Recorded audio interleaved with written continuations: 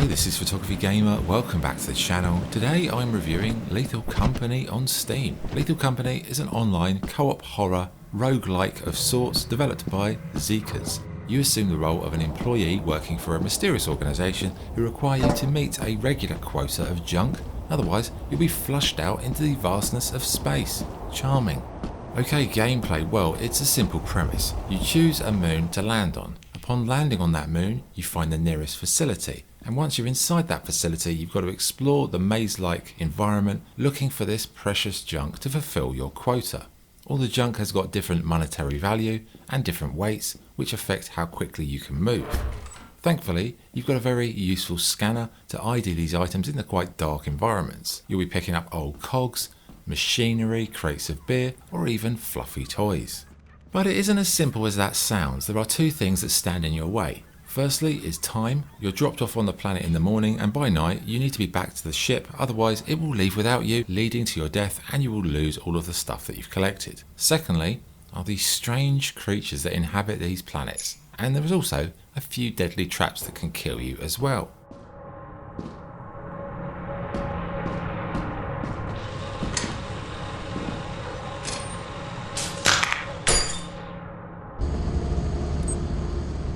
So it is a balance between risk and reward. You'll start a day, get a few items back to the ship, but it becomes like, it's 6 PM at night. Do you risk delving deep into the facility again, or do you save it for tomorrow? The choice is yours.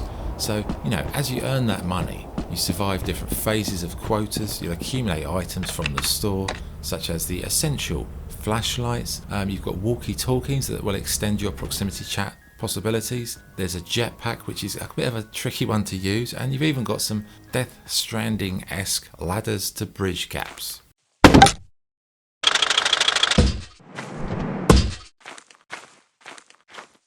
So that's the gist of it, but it's a game that offers much more than that when you actually scratch the surface of it. It's a co-op game, and working together is really in your best interest.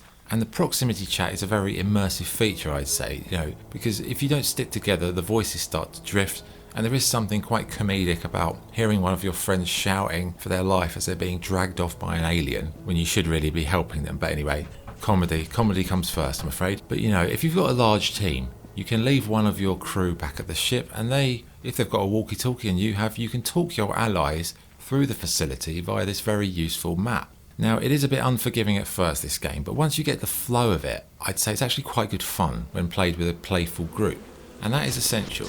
I'd say this is not a game to be played with unknown randoms online, because you need to work together, but also you do need to have a bit of a sense of humour for this game, because some of the missions, if you're playing with people that take it super seriously, it can be one of the dullest experiences you've ever had. In terms of the actual world itself, I'd say the outdoor segments were really cool, like in terms of their design, but the interiors, I'd say they all felt pretty identical, and after a couple of hours, the facilities part really did start to grate on me. So it's a horror game, but one that's built around a loop of carrying rubbish from the facility to your base. The heavier your load, the slower you travel, and when you're trying to navigate dark corridors with your mate holding a flashlight, and your buddy having a meltdown over the walkie while you're being chased by aliens is really some really unique moments. But it is also quite frustrating, as the game offers no real sustained progression, essentially making it a roguelike, even though it isn't really referred to as one. But when you die, it's permadeath. When you die, you lose all your stuff, which is a bit odd, because like your spaceship, for example, you can decorate it with tables and items to make it more homely, but I don't see the point in that if you're going to die and then it's all flushed out into space. So I think the game does need, it's early access obviously, but it needs a bit more, it needs game modes that offer more options for gamers, like something where you can have some form of progression, some form of retained spaceship progression. Graphics, very lo-fi experience wise, but simple I'd say, but effective. The interface, I'd say functional. The art style's got its own sort of quirks, but it probably needs a little bit of tightening up here and there. Sound on the whole, I'd say solid. There's an occasional piece of music that flits in. Is it suited? Sometimes it is, sometimes it isn't. But it's the prox chat, it's the walkie-talkie stuff, it's the voice work really that makes the experience, and how the space of the voices changes depending on how far you are from your friends. Okay, verdict. Lethal Company It's got the potential, I'd say, to be one of the most immersive online games in the indie scene and one of the most fun. It's genuinely scary in moments.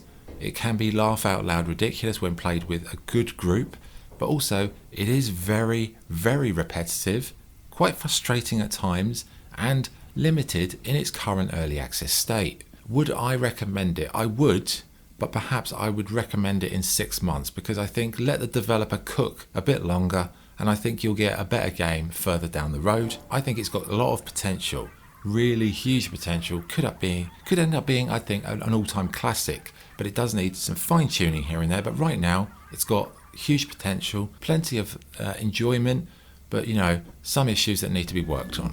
Okay, scoring, I'd say probably at the moment it's around an 8 out of 10-ish, a bit lower, a bit higher, depending on your preferences, but I would say in time that could be higher.